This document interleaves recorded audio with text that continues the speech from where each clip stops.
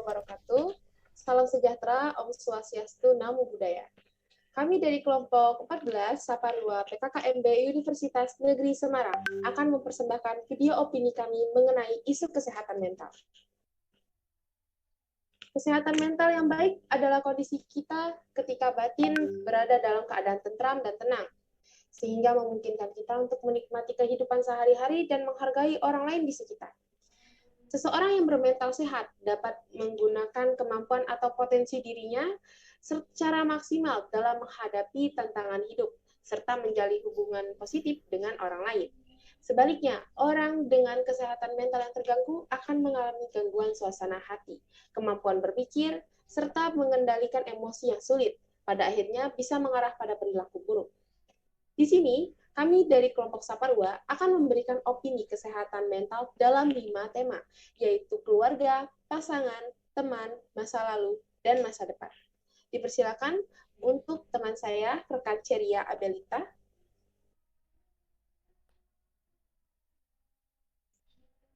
Terima kasih Fani untuk pembukaannya. Di sini kita mulai dari materi yang pertama, yaitu materi keluarga. Di sini kita bakal denger nih dari teman-teman kita, apa sih kesehatan mental mengenai keluarga. Pertama kita panggil Rizka. Halo Rizka, boleh perkenalan Halo. dulu? Oke, perkenalkan nama aku Rizka Arumarata Solihah. Aku dari Prodi Pendidikan Matematika. Oke, di sini aku bakal menyampaikan opini tentang topiknya keluarga dengan emosi, kesehatan mental yang dialami anak disebabkan tuntutan orang tua yang terlalu keras. Oke, untuk MC boleh langsung dimulai nih. Ya, boleh. Boleh dijelaskan nih menurut Rizka, kesehatan mental tentang keluarga nih apa gitu ya? Oke, sebelumnya kalau kita ngomongin tentang keluarga nih, sebagian orang bakal mikir kalau keluarga adalah tempat yang paling utama di mana kita merasakan kasih sayang, kenyamanan, tempat untuk berkeluh kesah, kita bisa merasakan aman dan nyaman tentunya yang nggak bisa kita dapetin dimanapun. Tapi bagi sebagian orang juga keluarga adalah sebuah penjara. Kenapa kayak gitu? Karena di dalam suatu hubungan keluarga, menurut aku itu selain kasih sayang yang diberikan, ada satu hal yang tidak kalah penting yang tidak boleh kita hilangkan, yaitu komunikasi. Nah, kurangnya komunikasi ini di antara keluarga bisa menyebabkan berbagai masalah loh. Salah satunya itu tadi, seorang anak yang merasa dirinya itu dituntut orang tua untuk melakukan sesuatu yang bukan keinginan mereka sendiri, sehingga ia itu merasa tertekan kayak gitu. Nah, hal ini jika dibiarkan tentu akan mengganggu kesehatan mental anak tersebut. Padahal bisa aja kan orang tua mereka itu mau untuk bertanya, mau untuk berkomunikasi dengan anaknya, sehingga anaknya itu bisa menceritakan apa sih keinginan mereka. Jadi kita tuh masing-masing saling tahu gitu. Nah, hal ini masih banyak disepelekan oleh orang-orang di sekitar kita yang tentu saja tidak bisa kita abaikan begitu saja. Kadang orang tua hanya memikirkan kesehatan fisik anaknya dibandingkan kesehatan mentalnya kayak gitu. Biasanya tuh orang tua yang penting anak aku sehat, yang penting anakku nggak pilek, nggak batuk kayak gitu. Padahal anak juga memiliki kesehatan mental yang harus mereka pikirkan juga gitu. Sama pentingnya dengan kesehatan fisik kayak gitu. Mungkin opini aku cukup sekian, bakal dilanjutin sama teman aku yang lain. Terima kasih. Oke, terima kasih Rizka buat opininya. Selanjutnya ada Berta nih. Halo Berta, boleh perkenalan dulu Halo, nggak nih? halo, nama aku Firta Martian dari Fakultas Ilmu Pendidikan. Aku akan melanjutkan opini dari Rizka. Kesehatan mental ataupun pola pikir pada seseorang itu tergantung pola asuh bagaimana keluarga memberikan didikannya. Untuk itu dibutuhkan peran keluarga dalam mensejahterakan kesehatan mental remaja. Di antara peran keluarga yang dimaksud adalah peran melindungi, mendampingi, dan memberikan rasa nyaman, menjalin komunikasi interaktif, serta menciptakan pola pengasuhan yang mendukung pertumbuhan dan perkembangan jiwa yang sehat. Didikan yang terlalu menuntut dapat membuat seseorang menjadi pribadi yang keras kepala dan cenderung tidak bisa mengekspresikan rasa yang ada pada diri mereka. Karena mereka tidak diberi ruang untuk menyampaikan pendapat mereka. Mereka hanya dipersilahkan melakukan apa yang mereka inginkan. Pada dasarnya, seiring berjalannya waktu, pola pikir seseorang akan ikut berkembang. Dapat dilihat juga generasi Z yang cenderung lebih aware terhadap kesehatan mental dan lebih open-minded dengan suatu hal beda dengan generasi sebelum-sebelumnya yang sangat keras dan baku. Itu saja opini dari saya.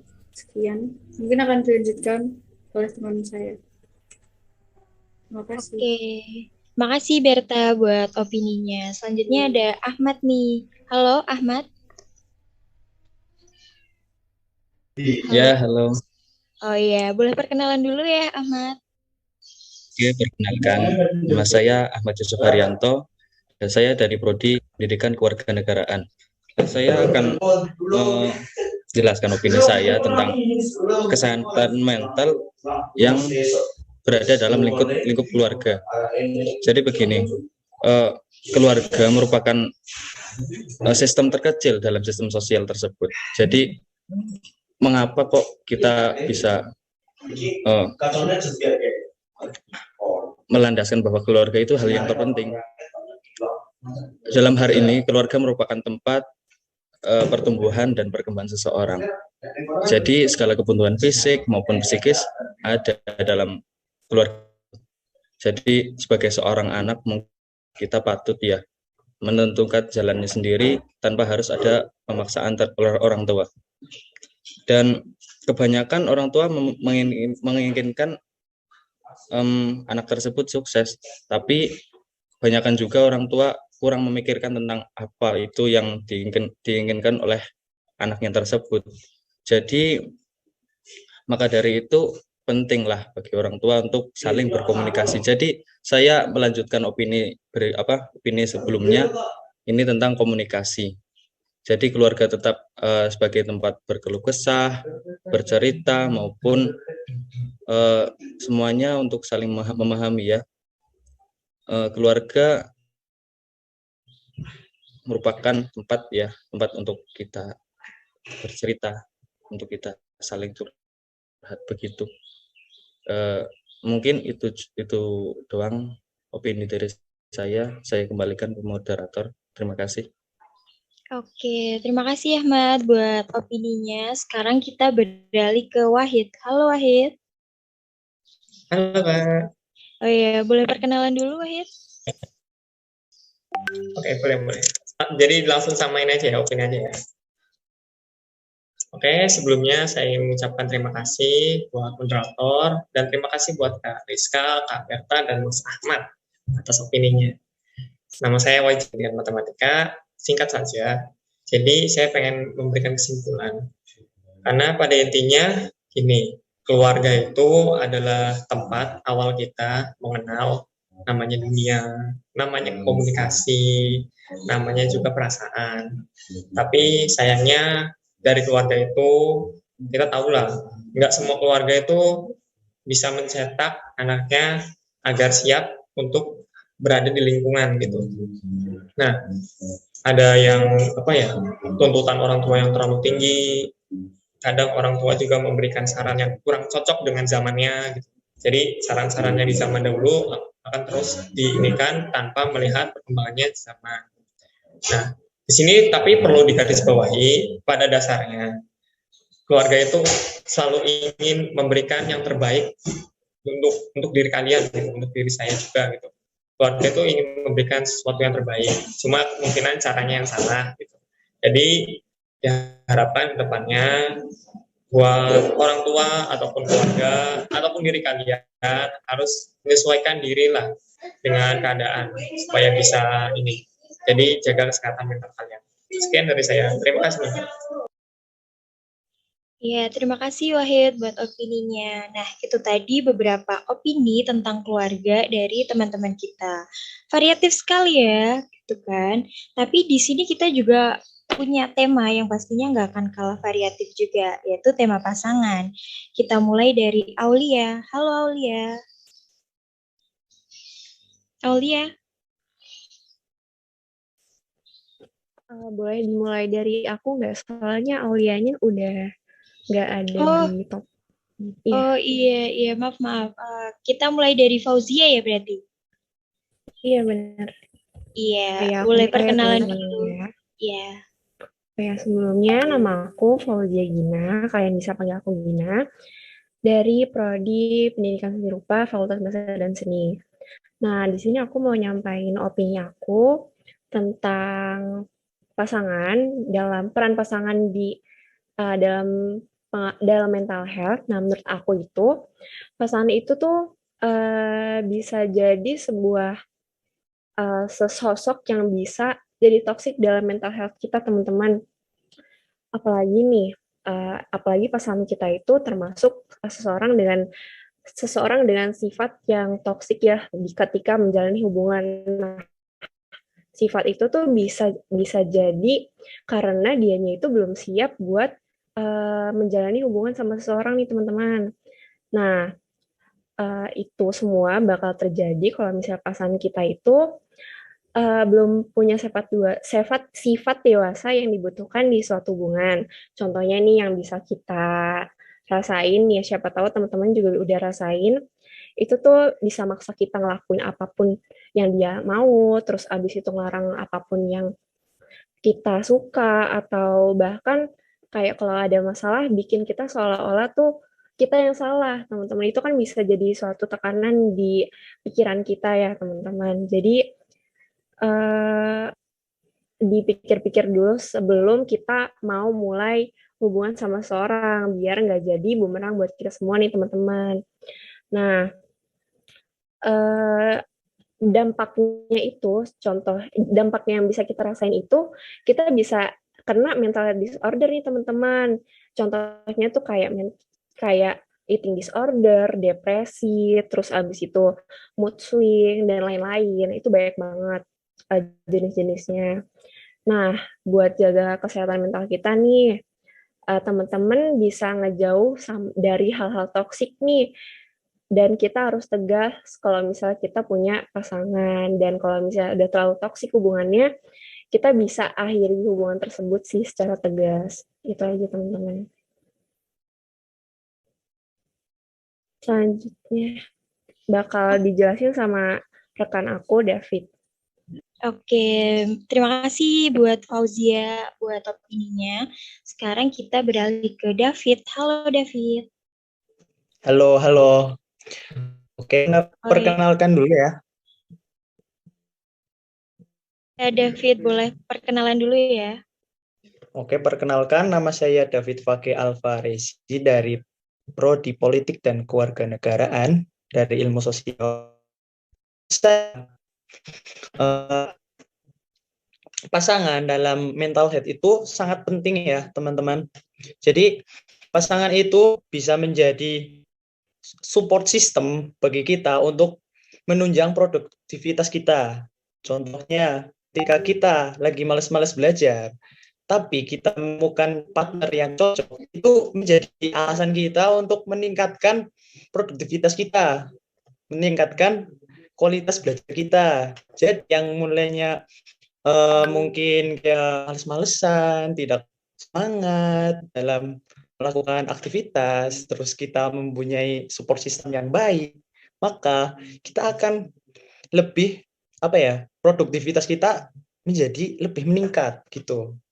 Dan semisal kita ada masalah juga, kalau kita mempunyai pasangan yang tepat juga, kita juga bakal terbebani gitu. Kita bisa curhat ke pasangan kita seperti itu. Jadi pasangan itu sangat penting bagi kesehatan mental kita.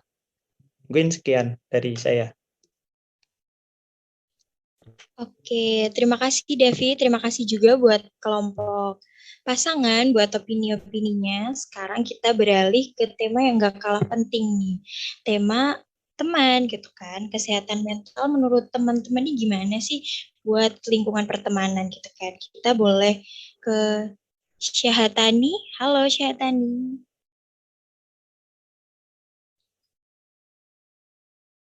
Ya, halo semuanya. Jadi, ya, boleh perkenalan dulu ya, Syahatani. Oh ya. Ya, saya Syaharani dari Fakultas Ilmu Pendidikan. Di sini saya akan menjelaskan tentang teman ya. Jadi teman itu apa sih? Teman itu adalah seseorang yang bisa melihat sisi terlemah kita. Ia bisa menerima kita apa adanya tanpa perlu melihat atribut kita, entah itu profesi atau apa yang kita miliki.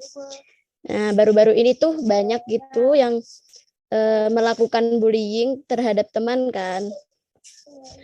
Eh, jadi ada sebuah studi menyatakan bahwa anak yang mendapat bullying dari teman sebayanya memiliki lebih banyak masalah di masa depan. Hal itu diduga karena dampak bullying teman sebaya kepada anak bisa menghasilkan efek psikologis yang jauh lebih buruk. Itu artinya dampak bullying pada anak dapat berujung pada masalah kesehatan mental serius yang dapat terus berlangsung hingga ia dewasa. Jadi kita tuh harus berhati-hati ya dalam memilih teman, dalam bersikap juga supaya tidak terjadi hal-hal yang tidak diinginkan. Dampak kasus bullying itu bagi korbannya adalah gangguan mental, mulai dari sensitif, rasa marah yang meluap-luap, depresi, rendah diri, cemas, kualitas tidur.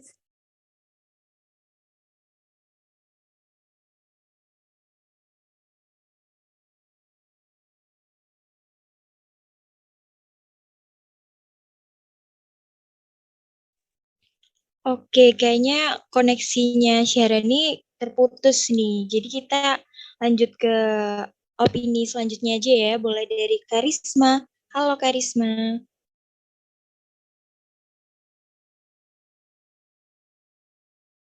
Karisma ada nggak ya?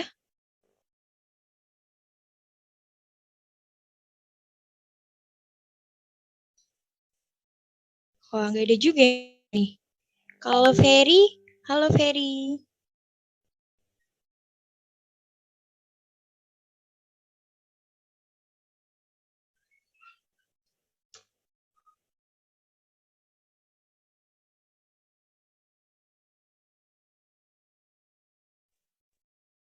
Ferry juga nggak ada ya? Halo Ferry. Boleh perkenalan dulu ya. Ada. Oke. Perkenalkan, nama saya Ferry Muhammad Yasir. Saya dari Prodi Teknik Sipil. Jadi menurut saya anak dan remaja itu membutuhkan kesehatan mental yang baik untuk berkembang dengan cara yang sehat, agar bisa membangun hubungan sosial yang kuat, beradaptasi dengan perubahan dan menghadapi tantangan hidup. Maka dari itu, mempunyai sahabat atau teman sejati adalah sebuah keharusan atau disarankan untuk mempunyai sahabat atau teman sejati dalam hidup kita. Tidak hanya sebagai tempat berbagi cerita saat suka dan duka, tapi teman atau sahabat juga bisa berdampak baik terhadap kesehatan mental kita. Bahkan ada beberapa peneliti baru-baru ini menemukan bahwa pertemanan atau persahabatan yang kental saat remaja dapat membantu menjaga kesehatan mental yang baik saat dewasa kelak. Studi yang dimuat dalam jurnal Child Development remaja yang memiliki persahabatan akrab cenderung ada beberapa ciri orang yang mempunyai kesehatan mental yang dia dan lebih positif tentang diri mereka sendiri dan dapat menikmati hidup. Terus bisa bangkit kembali dari kekesalan dan kekecewaan. Terus yang terakhir ada memiliki hubungan yang lebih sehat dengan keluarga dan teman. Kayaknya dari saya cukup sekian, bisa dilanjutkan oleh teman saya yang lain. Makasih. Oke, makasih Ferry buat opininya. Sekarang kita beralih ke Jeta. Halo Jeta. Halo teman-teman. Ya, perkenalkan nama aku Jeta Ramadhani dari Prodi Ilmu Sejarah. Jadi aku mau jelasin tentang apa sih itu teman. Teman tuh siapa? Gunanya apa? Fungsinya apa? Jadi mungkin teman-teman ya tahulah teman adalah sosok yang bisa kita percaya mungkin bagi sebagian orang lebih dari siapapun. Apalagi sahabat. Kita cerita tentang masalah-masalah kita yang ada di keluarga atau pasangan, itu lebih kita lebih prefer cerita untuk ke sahabat kita gitu. Tapi teman tuh macam-macam, ada yang memberikan dampak yang baik, ada yang buruk. Nah, dampak yang buruk tuh kita harus hindari, kita harus tahu ciri-cirinya teman-teman yang memberikan dampak buruk pada hidup kita dan yang memberikan dampak baik. Jadi ciri-cirinya mungkin teman-teman bisa tahu lah, misalkan kalau misalkan yang buruk kita tahu dia mudah, jadi kita misalkan mau cerita apa gini-gini, terus dia malah memperburuk keadaan. Sebaliknya yang teman yang baik adalah yang memberikan kita. Ya, sekian dari saya. Iya, terima kasih buat ini macam-macam banget ya. Sekarang kita beralih ke tema masa lalu nih. Pasti banyak ya teman-teman yang punya opini nih tentang masa lalu. Kita mulai dari Lydia dulu nih. Halo Lydia. Halo Sherry. Halo. Iya. Halo, boleh perkenalan dulu nih Lydia. Pertama-tama itu ya, mulai dari Shani dulu apa? Soalnya udah dibagi. Oh, mau mulai dari ya, Fani. Fani dulu, oke boleh. Ya. Halo Fani. Ya, boleh perkenalan dulu ya Fani. Halo. Halo, aku Shani Nita Sulfani Sandat dari Prodi Geografi, Fakultas Ilmu Sosial. Jadi di sini aku bakal jelasin soal mental health dari masa lalu. Oke. Masa lalu merupakan hal yang tidak pernah lepas dari kehidupan setiap manusia. Semua orang pasti memiliki masa lalu yang indah, sedih, maupun sangat menyakitkan. Masa lalu pun menjadi pemicu utama sifat manusia dalam berinteraksi di lingkungan sosial dan masyarakat. Tatkala sifat dan mental seseorang dibangun dari masa lalu, dimulai sejak masa anak-anak. Dengan masa lalu yang baik maupun yang buruk, itu dapat membentuk mental seseorang hingga ke depannya. Nah, terutama saat manusia pada masa belia. Maka dari itu penting untuk mendidik anak dengan baik sejak kecil, agar tak terjadi mental isu seperti inner child yang akan dijelaskan oleh rekan saya berikutnya. Terima kasih.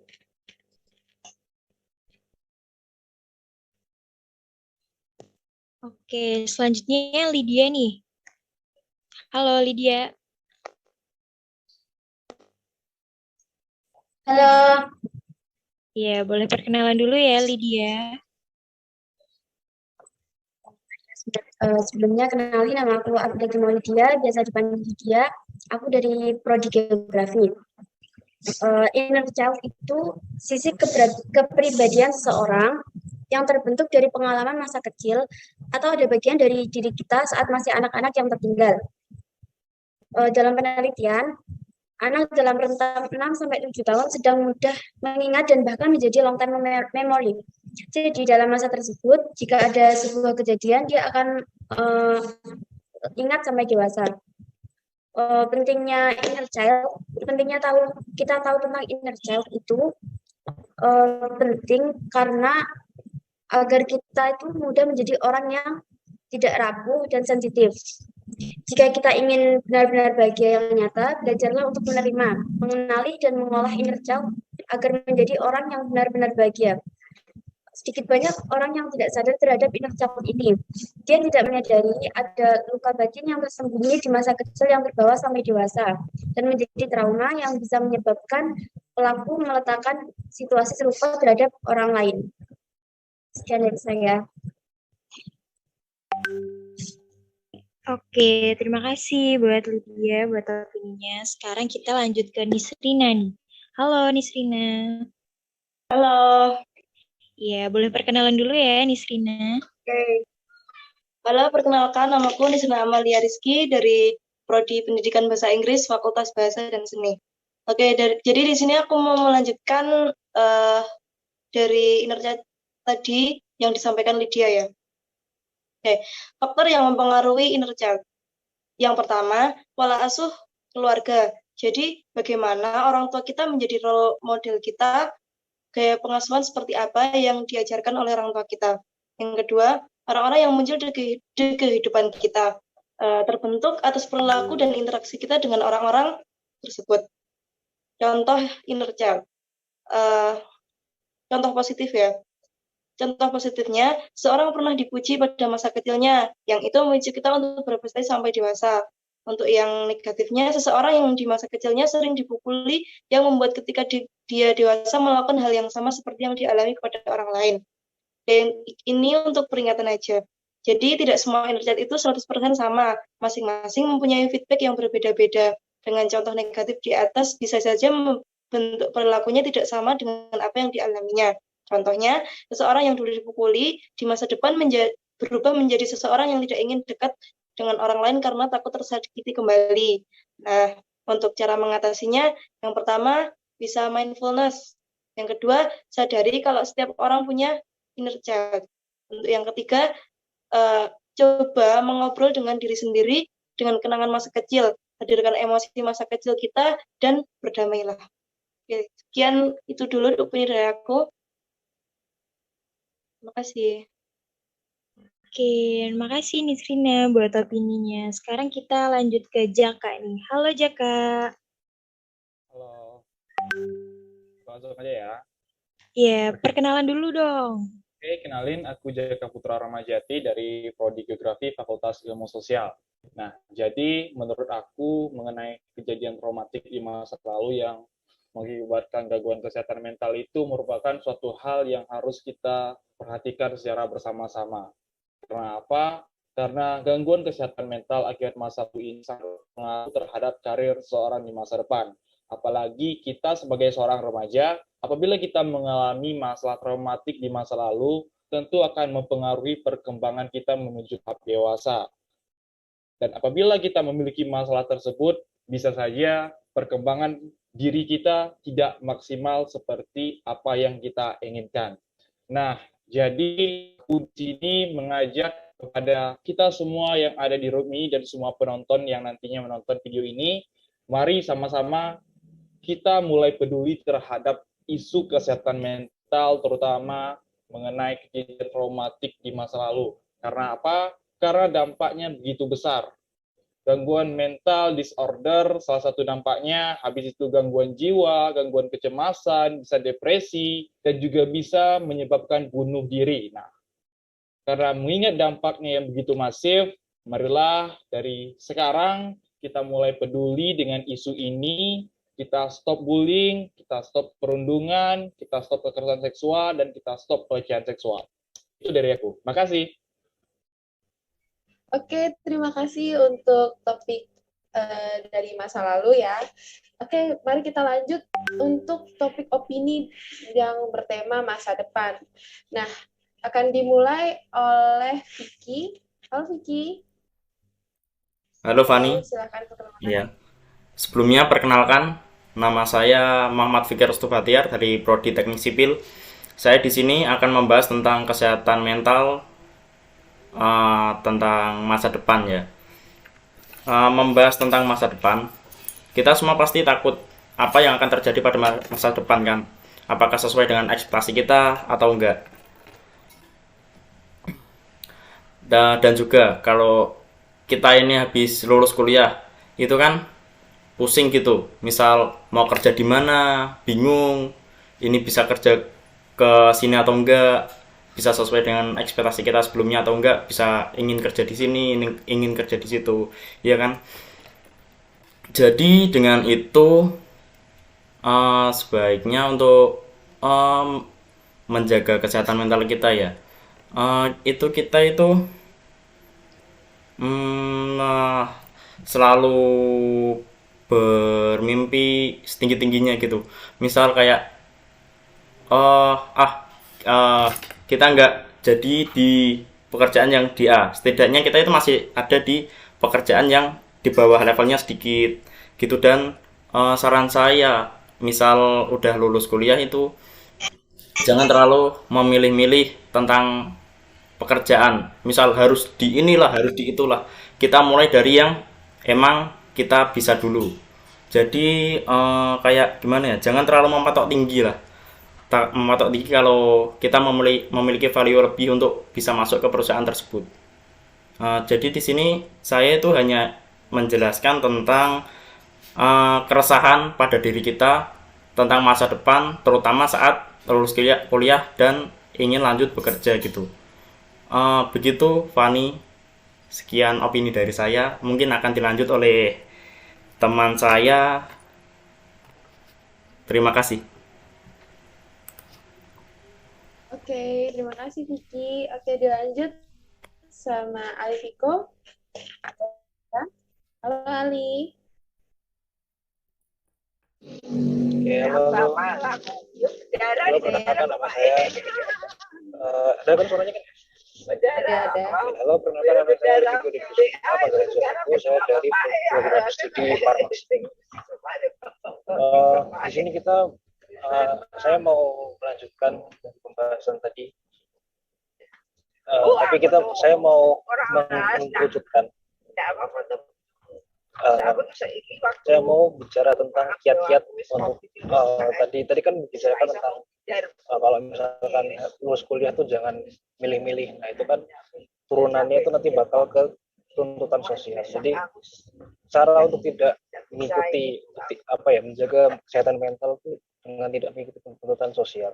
Nah, cara-caranya yang pertama tuh sebenarnya beranilah untuk mengatakan yang ingin dan tidak ingin kamu lakukan. Jadi contohnya misalkan lulus kuliah harus kerja di perusahaan A yang prestis gitu, karena yang lain juga perusahaan bekerja di sana.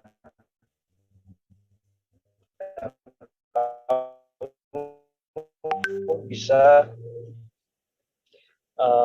sudah bekerja langsung mengakui udah gitu aja. Terima kasih. Oke, terima kasih buat Alviko. Lanjut oleh Maulida. Halo Maulida. Halo. Halo, boleh perkenalkan diri ya? Oke, jadi kenalin aku Maulida Nurul Komaliyah dari program studi ilmu hukum Fakultas Hukum. Jadi aku bakal sedikit beropini nih. Nah, sebagai seorang remaja, kita itu memiliki peranan ganda sebagai pelajar sekaligus sebagai anak. Nah, kondisi ini memaksa kita untuk dapat memenuhi kedua tanggung jawab tersebut. Tanpa disadari, banyak kita temui kasus gangguan mental yang bersumber karena beban tanggung jawab masa depan.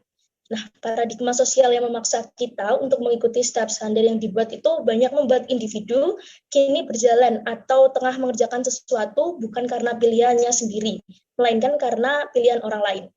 Stigma masyarakat akan pilihan yang kita mau seringkali membuat kita takut untuk yakin menjalaninya. Kayak, ngapain sih masuk di univ A, mending di univ B. Nah, alhasil kita bakalan mengalah dan lebih mementingkan apa yang dibilang oleh orang lain. Dari sini akan timbul permasalahan emosi pada diri, sulit mengekspresikan perasaan, dan jauh lagi dapat mengalami stres akibat tekanan yang terlalu berat. Lantas bagaimana untuk mengatasi? Kita tidak pernah tahu masa depan yang seperti apa yang sedang menanti. Jadi apabila kita sudah terlanjur menempuh jalan seperti ini, kita bisa mulai dengan berhenti menyesali dan menyadari bahwasanya setiap manusia itu memiliki lintasannya masing-masing. Jadi mungkin saja sekarang kita terpaksa menjalani pilihan yang bukan kemauan sendiri, tapi dari sini kita dapat terlatih untuk menghadapi suatu ekspektasi yang nggak selaras dengan realita. Jadi cari celah untuk bisa menikmatinya.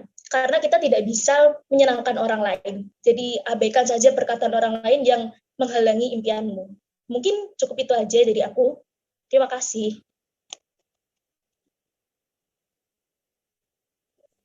Oke, terima kasih buat Maulida. Oke, dilanjut terakhir oleh Ceria. Silakan Ceria. Oke, terima kasih Fanny. Tadi belum perkenalan nih ya. Nama aku Ceria Belita dari Prodi Sastra Inggris. Nah, waktu itu kita ada webinar nih tentang kesehatan mental. Nah, kata pembicaranya, kalau kita khawatir tentang masa depan, tentang hal-hal yang belum terjadi, kita harus menarik diri kita buat balik nih to the present, ke masa sekarang.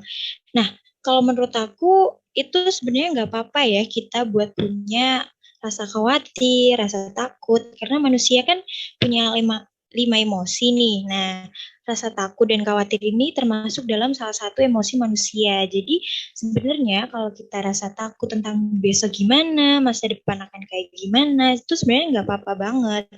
Jadi buat kalian yang memang punya ketakutan dan kekhawatiran tentang masa depan itu sebenarnya nggak apa-apa. Jangan dipendam, diungkapin aja gitu.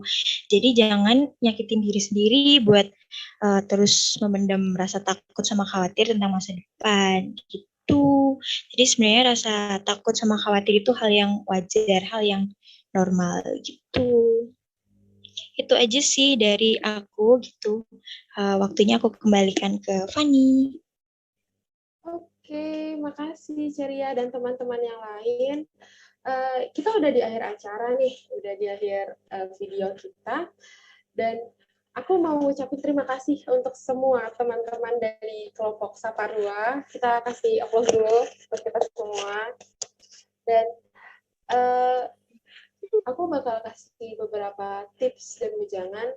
Masa lalu itu tidak perlu diingat, masa depan itu dikejar bersama teman, bersama pasangan, maupun bersama keluarga.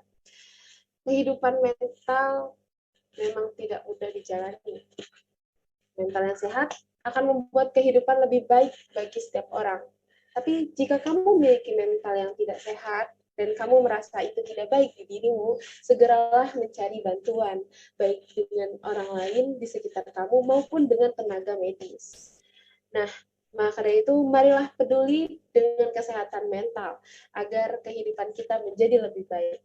Itu saja dari kami kelompok 14 Saparua PKKMB Universitas Negeri Semarang. Saya akhiri, wassalamualaikum warahmatullahi wabarakatuh.